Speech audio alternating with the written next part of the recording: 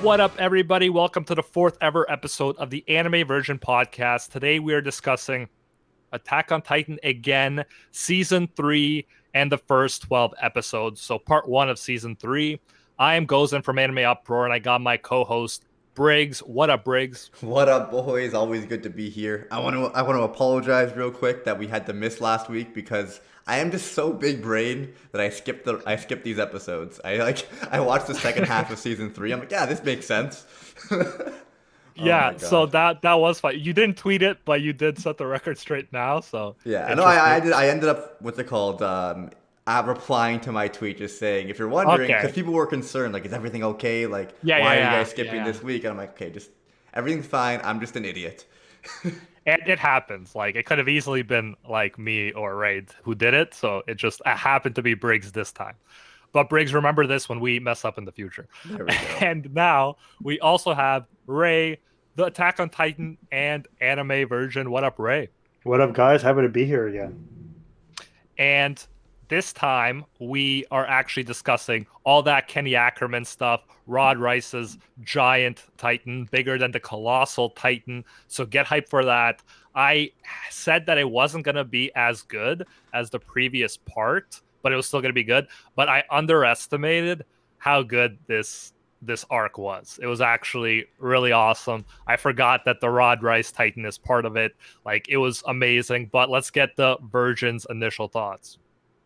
Yeah, the Titan was pretty sick. I mean, the face itself was pretty disturbing to look at when he lifted his face up because he was dragging it the whole way. But yeah, I enjoyed this half of the season. I think that ambiguity between good and evil gets complicated even more here. I know, like, there's one part where Armin's saying, like, oh my God, I'm a murderer. Like, am I good? Am I evil? And Levi even complicates it even more by saying, like, you just got to do what you got to do.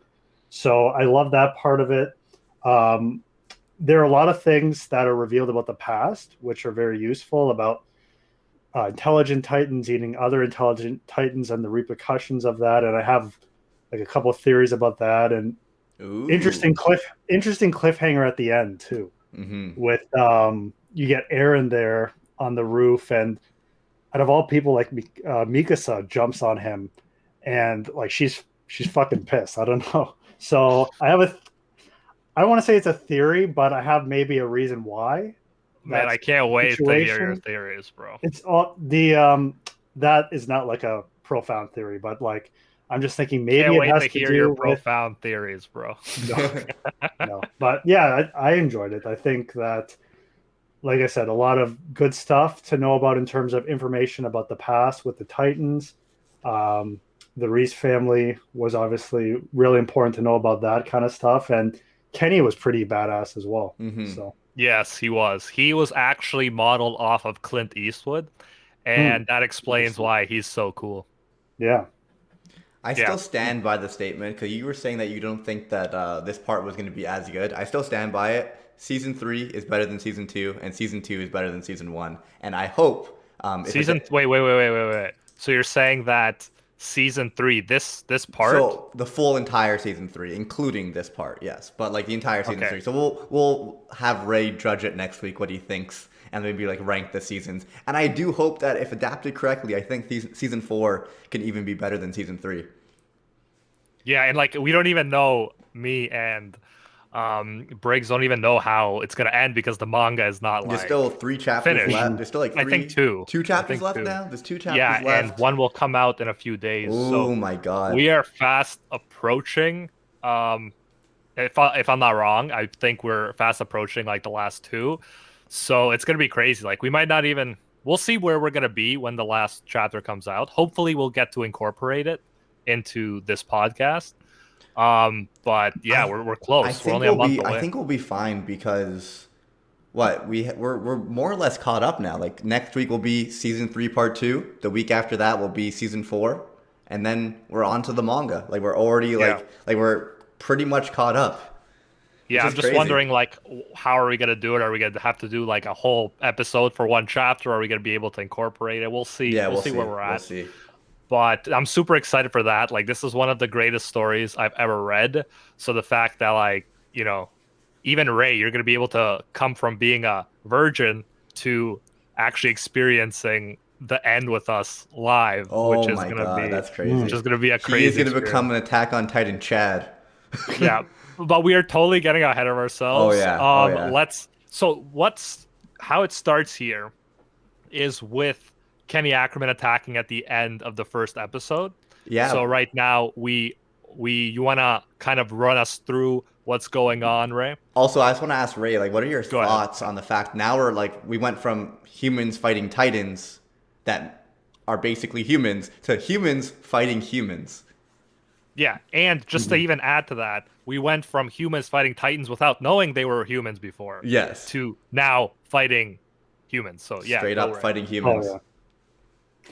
No, I mean, like I said, it complicates things even more. It's even more complicated that we find out that Levi and Kenny are actually related. So, and they have this past where we learned that Levi was, or Kenny, sorry, was kind of teaching Levi the ropes there for a bit in terms of getting him into like mischief as a kid. So, to learn about their relationship in the past was kind of shocking in terms of how they just reacted to each other. They were very much willing to kill each other. So yeah, it's just making things a lot more complicated. And even like the military police, like this is, I think, the first time where we see real corruption within like the government put on display. Like we know things aren't probably perfect. And the first season, especially, it was all about humans versus the outside world.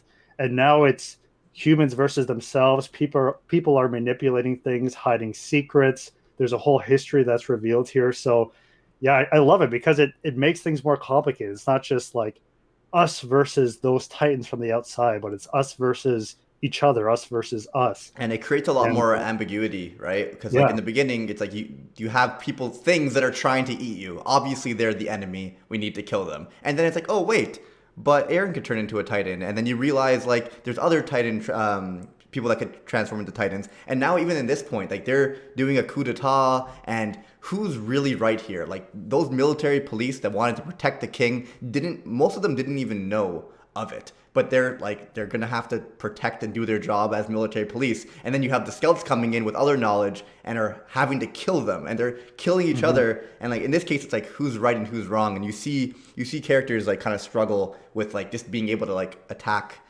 another human. That's not what they signed up for when they signed up for the scouts. And one of the reasons I love Levi as a character is he doesn't like act like he knows what's right. Mm-hmm. He's doing what he thinks is right, but he's never going to tell anyone this is the right answer. He's always leaving it for them to figure it out. He's like, I can't tell you. Try to live with no regrets, right? But he tries to put things in perspective like that. If you don't kill these humans, they're going to kill your friends. And then it's, what do you value? Do you want to maintain your so-called purity and die along with the people you love? Or do you want to protect them and get your hands dirty, right? Mm-hmm. There are both philosophies, both ways to go about it. And I mean, you get where Eren's philosophy comes from too, and like everyone else's who are trying to protect the people they love, right? From certain death. Yeah, and like the scouts are resorting to torture now, which many people will consider as like the lowest of the low you could go. And so there's one point where I think, but they're torturing a torturer, right? Which is kind of like, but even there's one part, but it's still becoming ambiguous for sure. Yeah, like I think his name is Ralph. He tells him like, you're the devil. And like even Armin, like he's starting to question, is he doing the right thing? He obviously, in that those first couple episodes, he kills that one girl who's going to kill, I think it's who is on there, John or something, one of them. But anyways, like Armin ends up killing someone, so murder becomes a lot more ambiguous in terms of, is it okay to murder? And he kills her because she hesitated. Yeah. How crazy is that? The enemy hesitated to kill. Well, do we think she hesitated? Do we think she hesitated because Jean hesitated? It's like they were both showing some type of mercy for each other. Yeah. I mean, it's open to interpretation. Right. Yeah. Like perhaps because she saw the humanity in him hesitate, or perhaps because she's more human than we expect the enemy to be. Mm-hmm.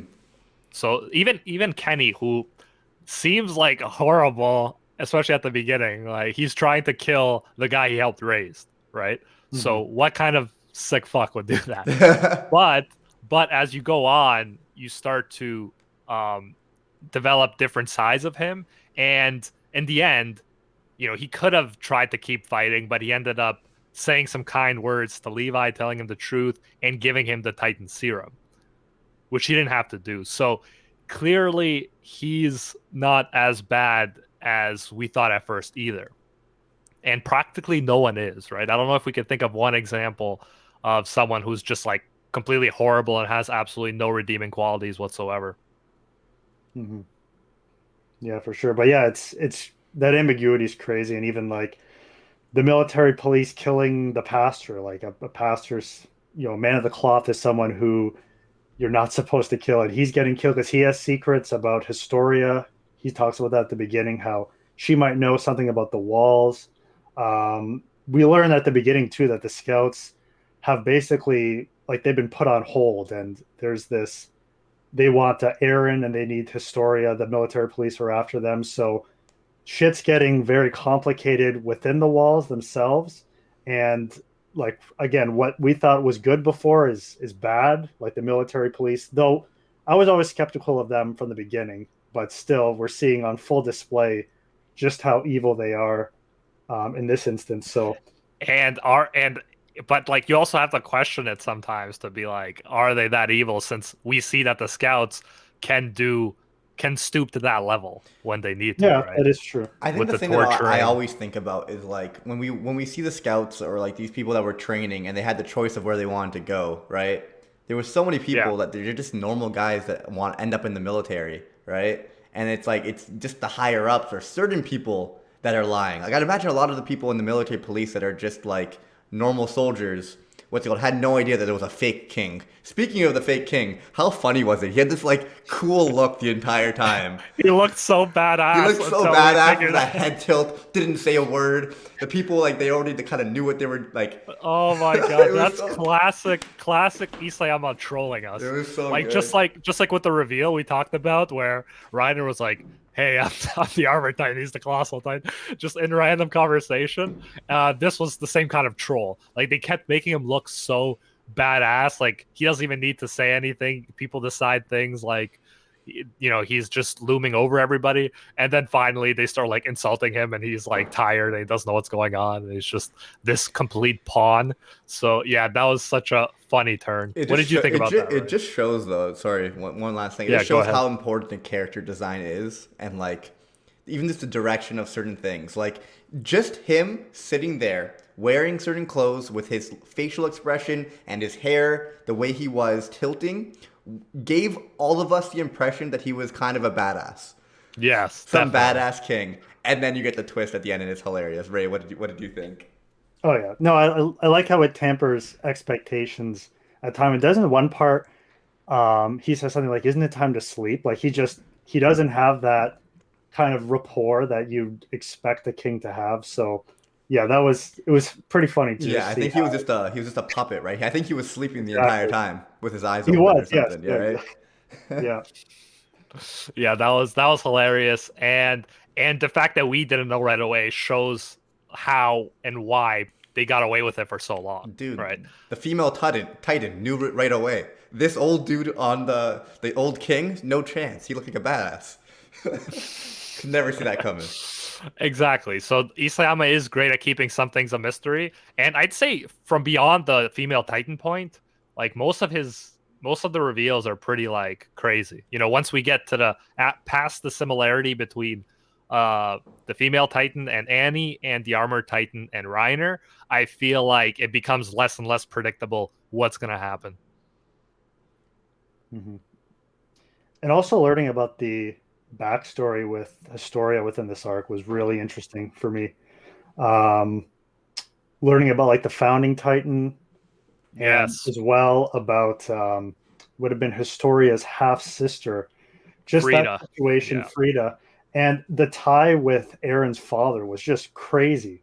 Like, just how he was the one who ended up destroying the Reiss family, eating her, acquiring her power, and then eventually learning that Aaron ate him, which I do have to admit I did not see like that coming prior to this arc? I remember when Briggs was like, "Yeah, I mean, I think it's pretty obvious that the thing going into you turns you into a Titan." So no, I don't.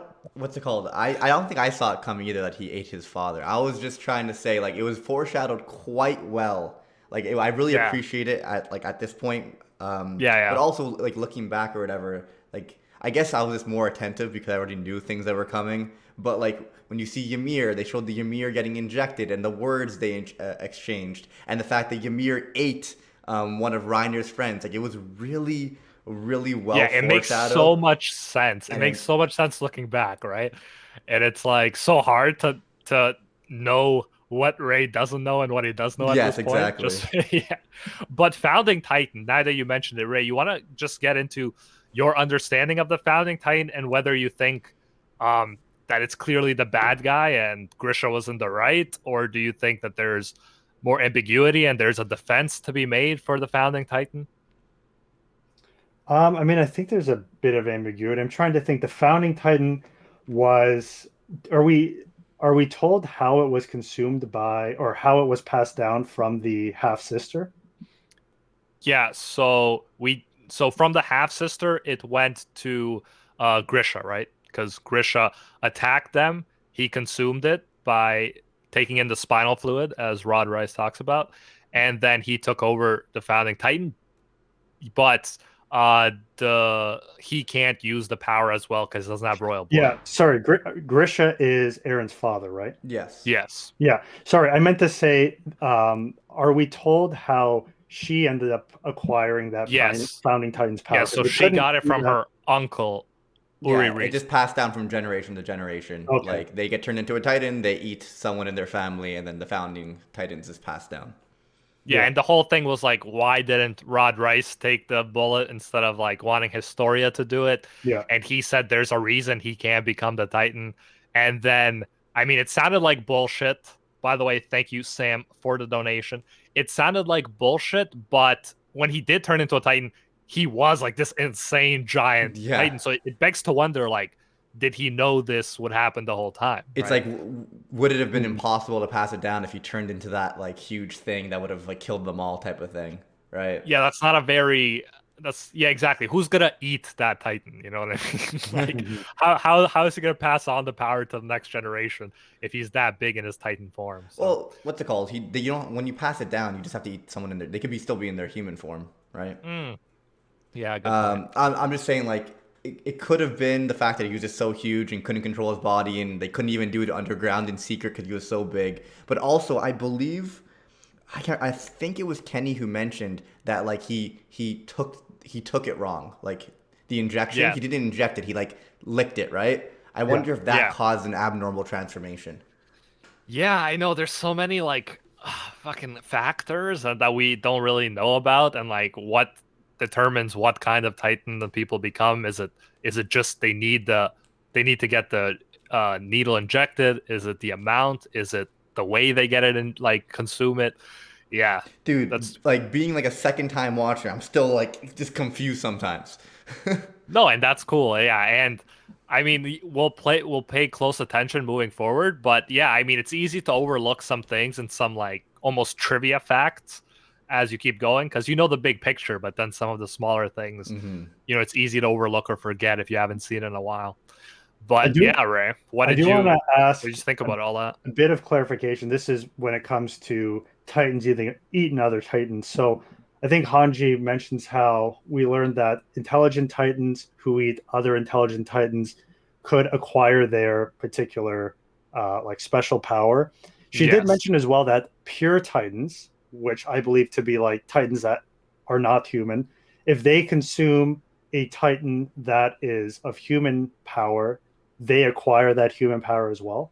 Yes, that's how Ymir ended up getting it, right? Like Ymir was, she said like it was like 60 years she was roaming around or something like that, right? So in terms of that, I mean, we learn about, this is going a little bit ahead, but we learn about Aaron's father and how he was kind of like wandering outside, and the one dude had ended up seeing him, and he's like, you know, what have you been doing? Why are you out here? And he doesn't really know. I mean, could a possible theory be he was an original pure Titan and then ended up eating someone who was a human Titan form, and then he acquired that. Yeah, that's very possible. Yeah. Or, I mean, that's the thing. We don't know. He had amnesia, right? So we have no idea what actually happened. But that whole part is another interesting thing that I didn't know was going to be in this arc. Like, I Mhm. obviously knew that the Kenny Ackerman stuff was going to be in there, but then there was the Rod Reiss Titan, and then it went on with the Shadis stuff as well, and how he met Grisha, and how Grisha like didn't know he had amnesia, and yet he was able to help out a lot in the walls as he learned about them. Mhm.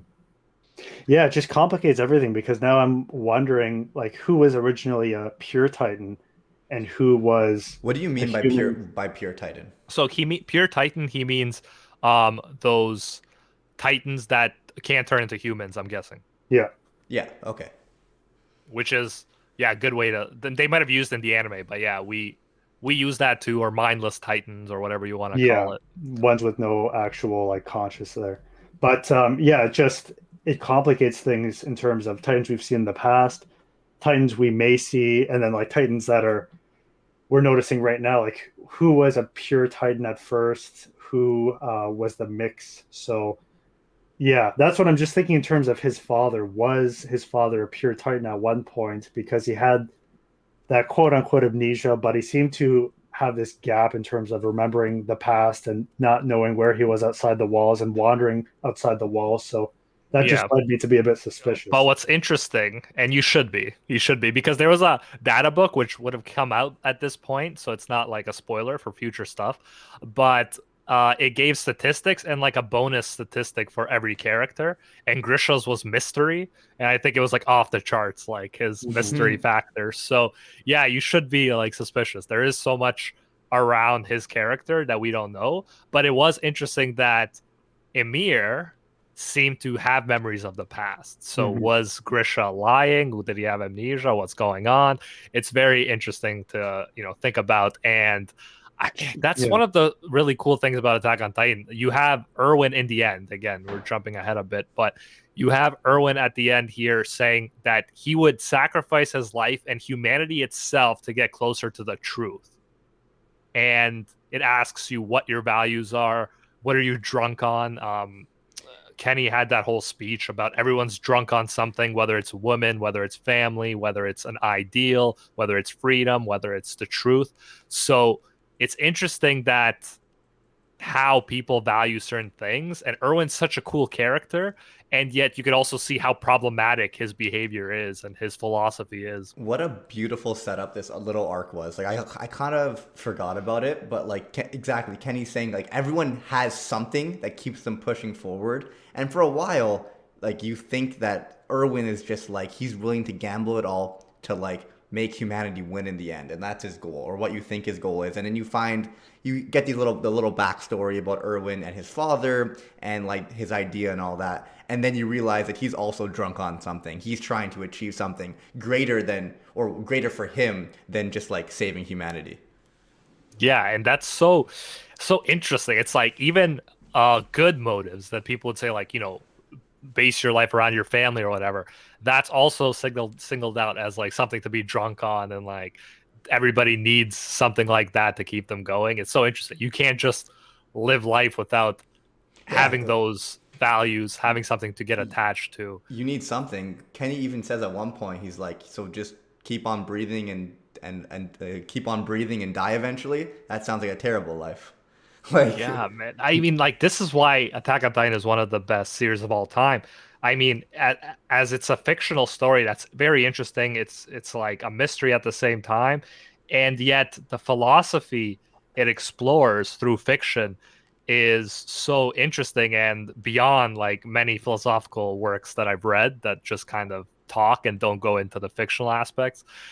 And yeah, like that's one of the reasons I really enjoy it. Like you won't get stuff like that in most shonen anime, right? You have certain philosophies, but it never gets this in depth. It never gets this into the gray area as much as Attack on Titan gets.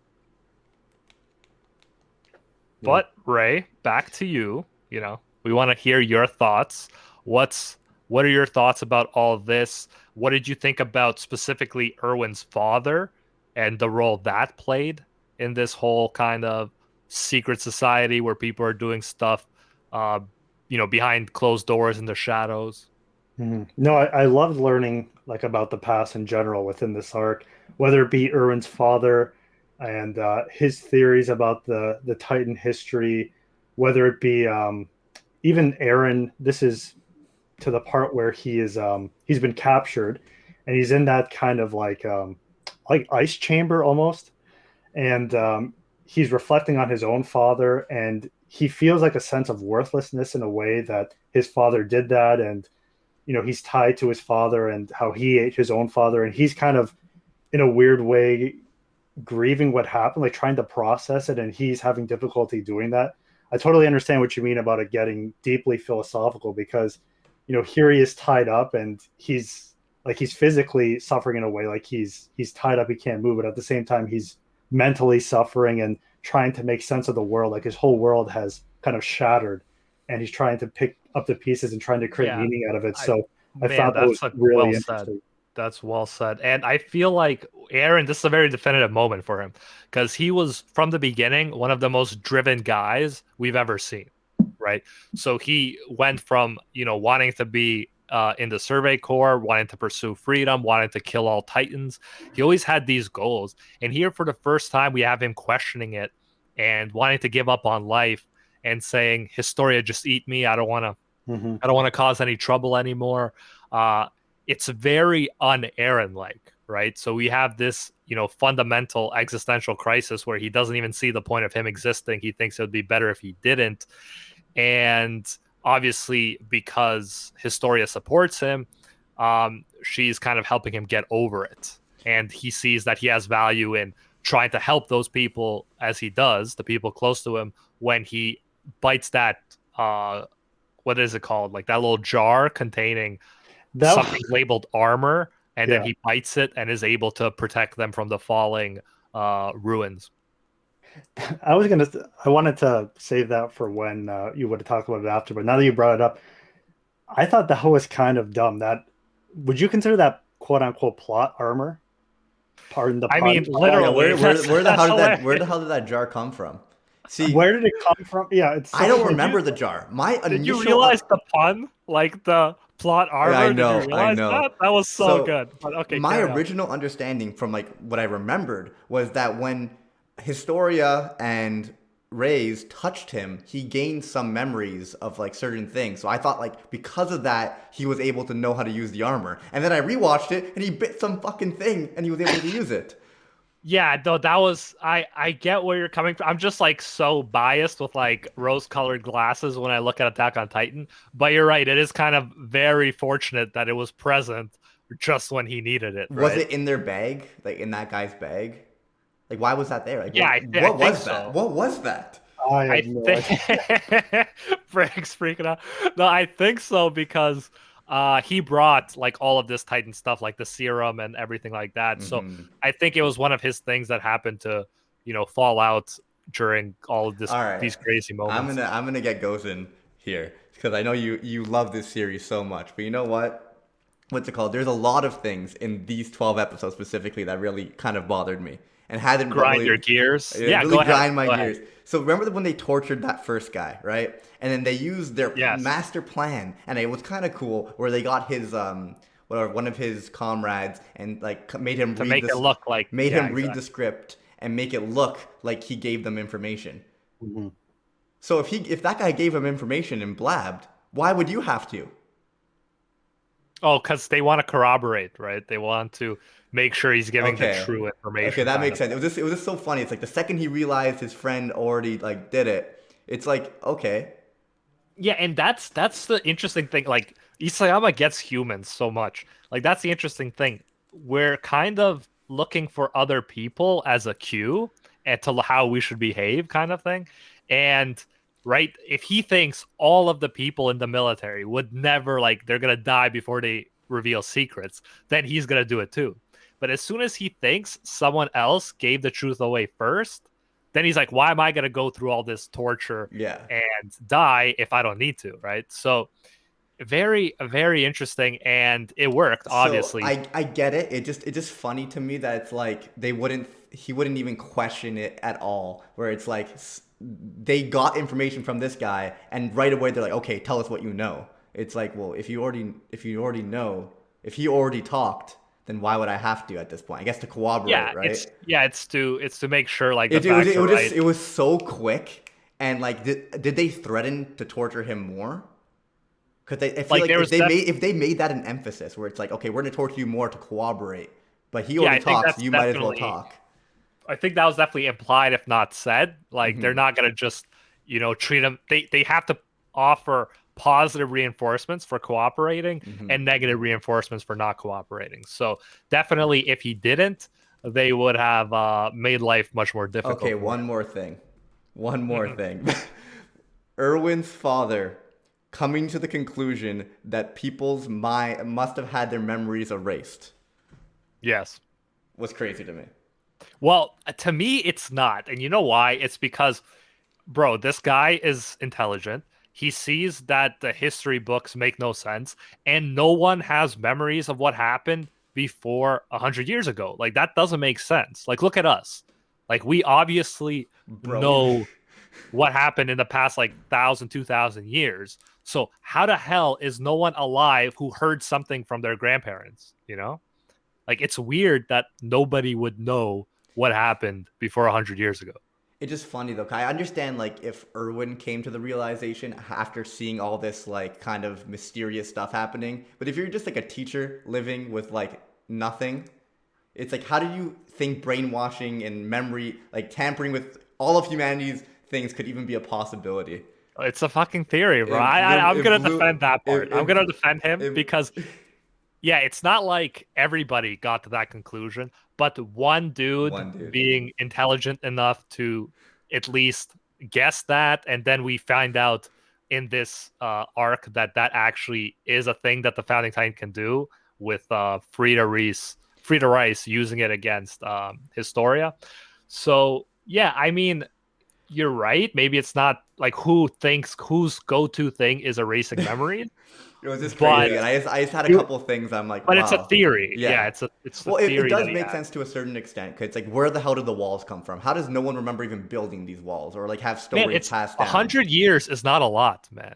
Like 100 years is not that long. There Well, should be grandparents who who have been alive outside of the so walls, the difference is though, because I would imagine like for like us, if great we didn't have grandparents. technology and like have an advanced civilization, it would be hard for us to know things from a couple hundred years ago, right? And if people were dying in their 30s and 40s, things wouldn't be passed down as well either. And when you have a population that has so many people that can't read and write, it's like it makes more sense how history is lost.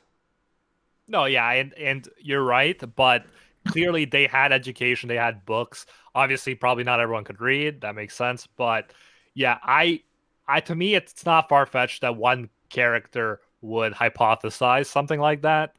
But yeah, if it was like just everyone founded common knowledge, then I'd have a problem with that. It's like, yo, that's a theory that one guy created. I could live with that.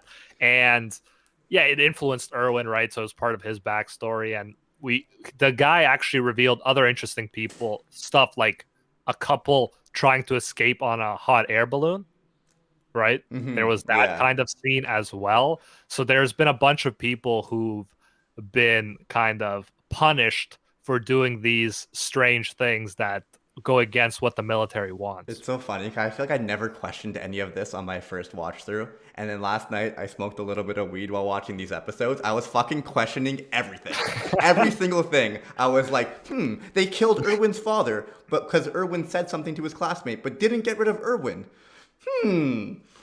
Yeah, that's an interesting thing like, because I was it's like questioning things every episode. no, that's fair enough because I also thought why would they let Irwin live? They don't seem very how should I say? They don't seem very empathetic even to children. It seems like they would get rid of any threats. And obviously the kid who's spreading it to other people is probably more of a threat than the teacher who told him. Yeah. So I get that, but yeah, that's another thing we have to kind of assume that maybe it's because he was a kid. Maybe no one would believe him. You know, who knows? Right. I am officially done questioning the series for now. I thought that would be a fun little But segue. I think, yeah, again, and I'm gonna defend Attack on Titan probably most of the time. But I do admit, yeah, those are good things to think about. And yeah, why didn't they kill Erwin, right? If they wanted to just tie up all loose ends, they were ready to kill Historia, right? So yeah, it doesn't make perfect sense. But that whole situation as well, when Erwin's kind of on trial, and I think it's Pixon makes up the thing about the refugees, and then they order, okay, let's just close the walls. Like that whole situation happened really quick as well, in terms of Pixis was a really he's a boss. Like, I think Pixis is one of the best characters too, in how like he actually, you know how everyone's drunk on something? It really seems like the thing he's drunk on is doing what's best for the people. And that includes not rich people. So I just really like Pixis as a character.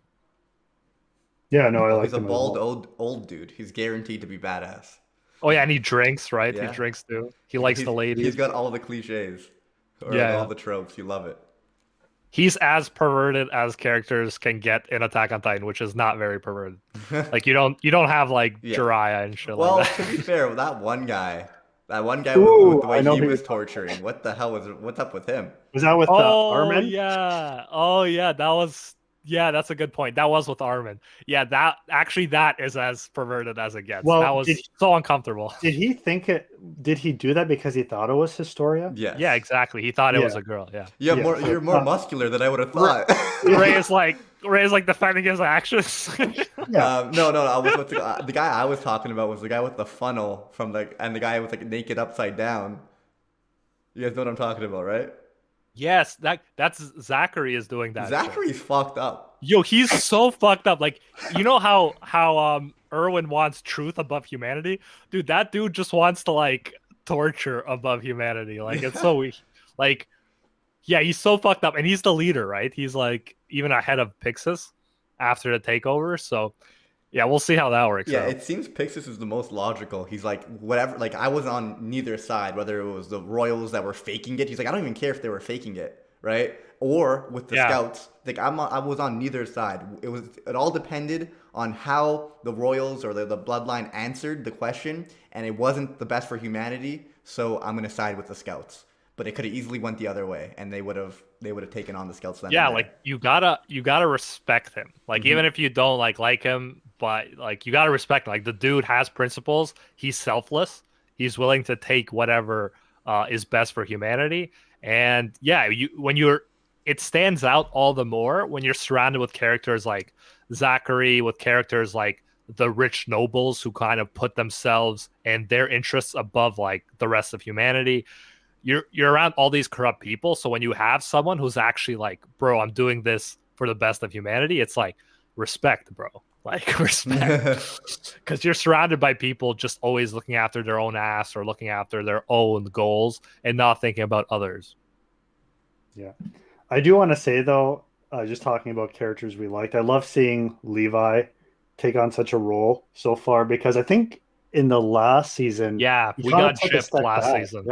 Yeah, he had to because of his leg, but you're right. It was a noticeable absence. Like, I love where's my boy Levi? Yeah, I love that part when he chases him into that bar and he's hiding behind the counter, and he takes that gun and whips it out backwards. And like, he was just such a badass in so many parts of this particular arc. I love seeing him front and center like that. Yeah, it was so cool. He even used the bottle. He turned the bottle to see the reflection to know where he was, so he could shoot without peeking up. Yeah, and like that was harsh. He had to go through some shit. Like he was borrowing, I think, Hanji's people, and then they got killed on his like watch, and then he had to fight Kenny Ackerman, who he found out was his uncle. So this was a lot of characterization for Levi, because he's been a badass up to this point, but now all of a sudden we're getting more of his backstory, we're getting more of his history, and we're getting more of his connections. And you could tell like he gets emotional, like even if he doesn't always like, even if he's not like crying or something, you could tell in his face, like with his suffering expressions. He cares. He cares. Yeah, he cares. And he was touched at the end with his conversation with Kenny, even though like he obviously knows Kenny is not like a super good person, but he was touched when, he realized he was his uncle, and then he gave him the Titan serum and everything. So yeah, I think it was a great arc for Levi and for Levi fans. Mm-hmm. Yeah, the characterization was great. He talks to Mikasa at one point about mention like, do you feel that inner kind of I don't know the correct word for it, but like, do you have that inner spirit within you? That do you get to that moment where you could feel this kind of unique inner spirit within you? And she agrees, and that's what links them in terms of family wise. But I love just learning his backstory with the Ackermans and learning about Mikasa's connection. Like that was super useful just going forward as a fan of the show, I would say. Yeah, bro, you don't really know this, but a huge thing that anime do is they have tragic backstories. Like that's become a cliche at this point, but maybe you didn't know that yet. But yeah, Levi also has that tragic backstory where he pretty much is born to a prostitute who dies of a sickness. There's nobody to look out for him. He's alone, all alone in the world. And Kenny didn't have to take him in, but he did, and he showed him how to live before he left him. So, like, damn, I mean, you gotta respect Kenny for that. Dude, literally all the relevant characters have a tragic backstory, even in Attack on Titan. You got Mikasa, both parents were killed. Eren had to, like, murder people at a young age, traumatic. His mom got eaten by a Titan. Oh, Armin, both parents were slaughtered or killed or imprisoned or something. Interesting. Exactly. And with this, at least, like, you get to see a lot of their backstories. Like, you got to see them before some of their tragic backstories. For example, you got to see Armin before, like, his, well, I guess, yeah. But you got to see before his, like, grandpa died, right? So, and you got to see him before he kind of lost that twinkle in his eyes, which, remember Shadis in the beginning was like talking to people and seeing who's seen horrible things and who hasn't yet. And Armin was one of the people who hadn't really witnessed before their eyes anything like super horrible yet, although he obviously would. But yeah, like with some anime, you'll see Rei eventually, like, you'll just, as soon as you meet someone, it's like, oh, they're going to have a tragic backstory. And it's just a matter of time before they tell it. And I'm not hating because they're usually like really interesting. But yeah, it's kind of a cliche at this point. So someone mentioned in chat that Jean didn't have a tragic backstory. And that was something that was interesting about his character, was he was the one who didn't. And he initially wanted to become a member of the military police, probably because he didn't have that tragic motivation. But then while training and being with these other people, he made the decision to try to help humanity. And he even was like questioning it along the way as well. So that's what made him a very interesting character. Yeah, Jean is interesting in a lot of ways. And you're right. Like, he's always like, I'm an idiot. Why did I choose this? And then later, he's like, I don't understand how anybody could choose something else. Yeah. So, it's an interesting contrast to the rest of the characters. I wanted to ask Ray his thoughts on Eren in these 12 episodes, because he's definitely very different. Especially, like, at one point, you had that whole him wanting to be eaten and just giving up. Yeah.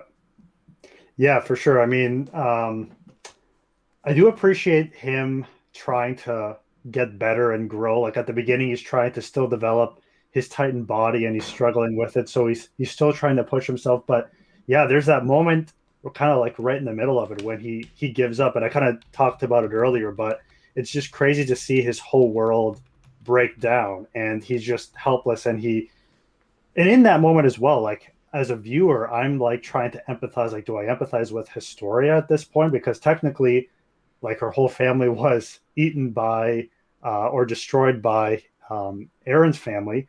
But when they were alive, her family was also like dicks to her. Just saying that. Except Frida. Learning about her mother was crazy as well. Oh my god, yes, that was shocking. Like, the girl wants to hug, and her mother like bitch slaps her into the ground. Yeah. Oh my god. Isn't it like, it's so sad? Like, she says something like the only time she said anything was when she kind of like denied her. That was actually her first and last words to her were like pretty messed up. Yeah. And she just wanted the attention. So she actually, like, everything she took from her was like appreciated, even when she was treating her horribly. It just goes to show like how important upbringing is and how like, it's amazing Historia turned out as well as she did with that kind of beginning. Well, because of her sister, who she didn't Yeah. know existed with the whole like memory loss and like her like changing her memories and all that. Like she taught her how to read and write, and I'd imagine visited a bunch and Yeah, like she kind was a of positive influence. they were Yeah. hugging, they had that relationship, and then it was like she wasn't there. So she still molded her into the person she was without her knowing. That was also a funny moment where it's like, how the fuck did I learn to read? That was funny. But yeah, in terms of Aaron, like, yeah, mixed feelings about him. He's there just kind of whimpering away, for a good reason as well, because again, he's reflecting on just his messed up past. But yeah, I got to that moment where this is when Historia's father is about to inject her, and I'm thinking to myself, all right, I'm on the side of don't do it, and just side with Aaron. And I was so glad that she was able to like see past her father and his want for power and basically knock him down, free Aaron, and yeah, that And was cool to see. ironically, it happened because Aaron gave up, right? If he Yeah, turned into a Titan, he's like, I'm gonna fuck you up, Historia. Historia's like, it She would have probably would have been, done it out of reaction. yeah, Yeah, it probably would have. well, yeah, I think And she's. I was gonna and say, she I even think, says, yeah, she even says that seeing him like that, and she was like that, wanting yeah, to give up on life, yeah, she was like, fuck everything. Like, I want to help people like that. I want to show them, that there's a reason to live and stuff like that. So, yeah, it's interesting how that ended up playing out. Sometimes force can actually have an opposite effect, and then passivity can actually lead to the result that's probably for the best. So that was yeah. interesting.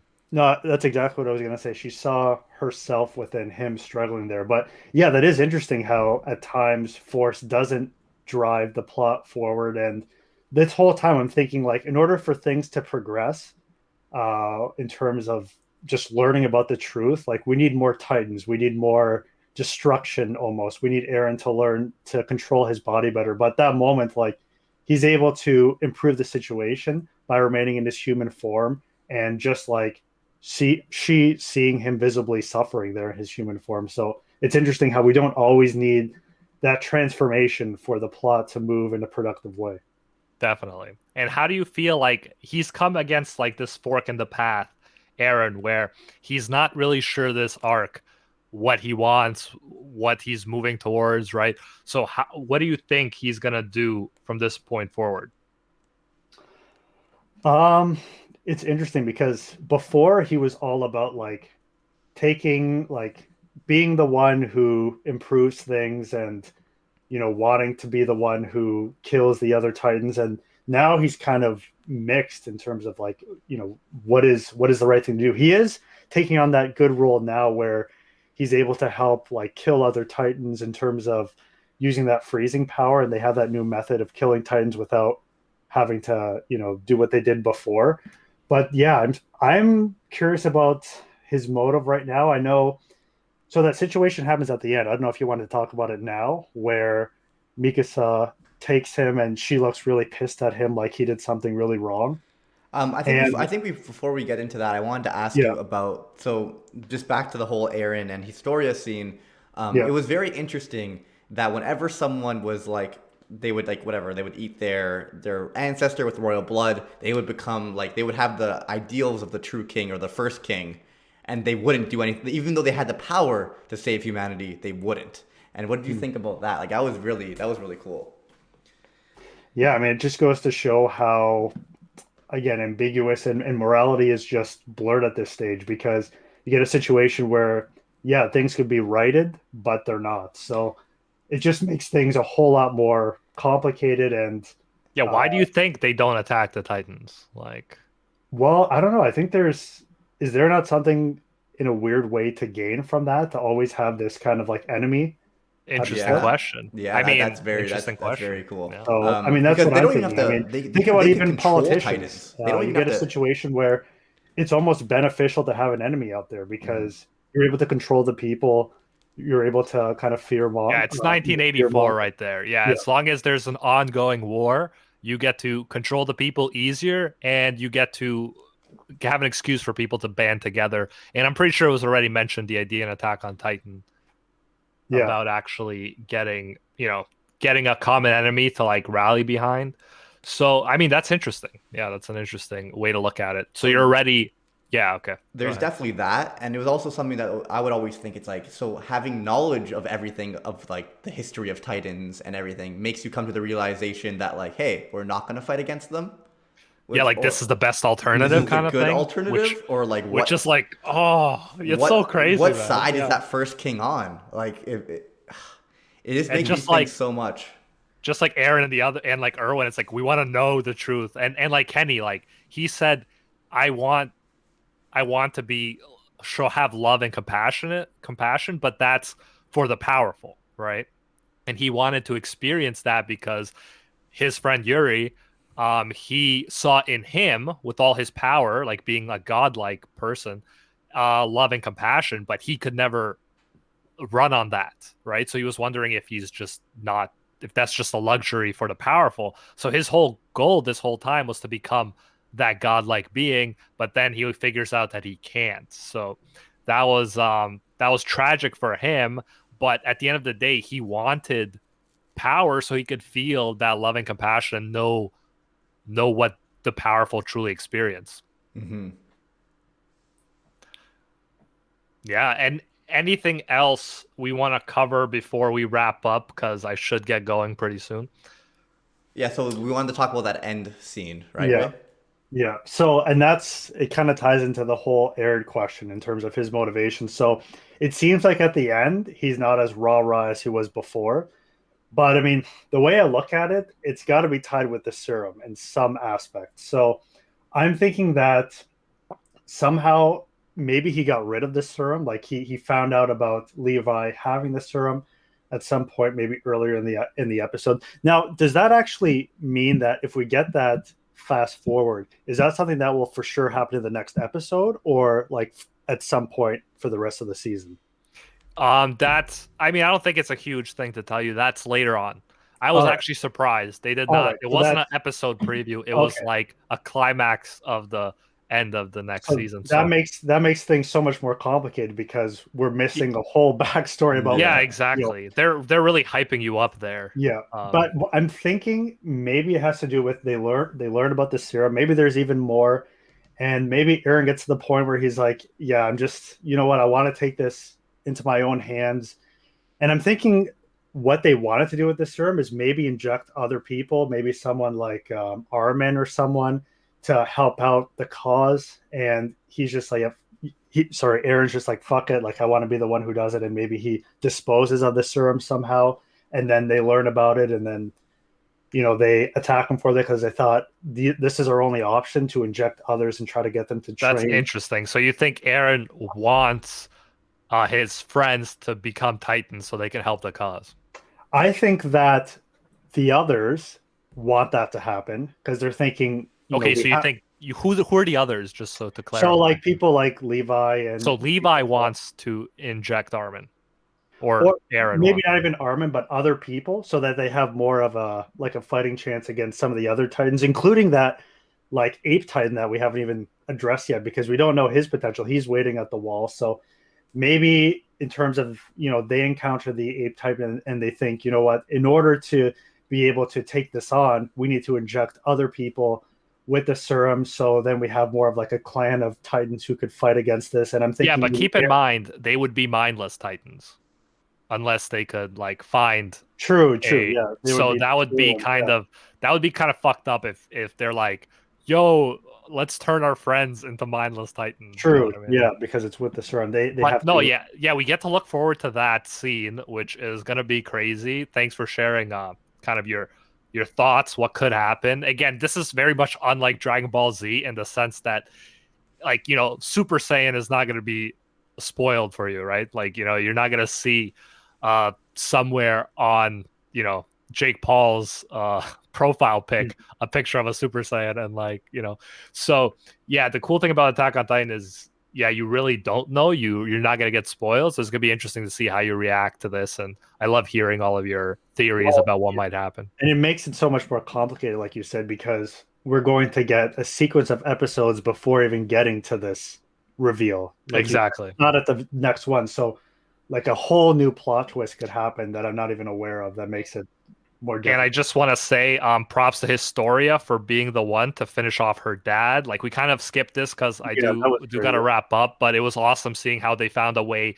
to actually defeat the Rod Rice Titan with like explosives, right? Aaron's Titan threw explosives in his mouth, and it was such a unique way because like you can't really do it in a conventional way because he was causing everything around him to turn into fire, and you couldn't really get that close. So I really like the creative way they fought that Titan.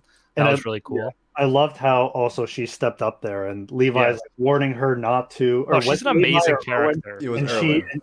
Irwin, yeah, and she's like, no, like I need to do this also just so people understand like the symbolic value of me doing it. Like here I Yeah, am, that the was Titan, and it's not just a matter of this, this transfer of power just by word. She wanted to actually have that act there for others to see, to understand that she's, the new queen. She's on their side. So that was awesome. I underestimated how good Historia is. Like, she's actually amazing. And she did like a lot of crazy stuff, including hitting Levi, which was hilarious. And then Levi actually smiled and thanked them Yes. because he had a lot on his mind, right? So those kinds of moments are I like when they combine like that friendship messing around stuff with the more serious stuff that's going on. So that was Yeah. really enjoyable. I also had this like metacognitive moment near the end when the citizens were coming out and looking at like the whole situation with Historia and Titans coming, and they're like, "Holy shit! Like, what's going on? Like, what's the truth?" And I'm like, "Yeah, that was me back in like season 1, where I was just completely, guessing at that point and not knowing anything about the history. Though I know there's a lot more to learn, but I had that kind of like connective moment with some of the citizens who have no idea what's going on." Exactly. All right, guys. Just to recap, we covered the first part of season 3. Next week, we are covering the next 10 episodes, so the second part of season 3. Then we're gonna be back on for Monday, 3 p.m. Eastern time. Until next time, see ya, Space Cowboys. Bang.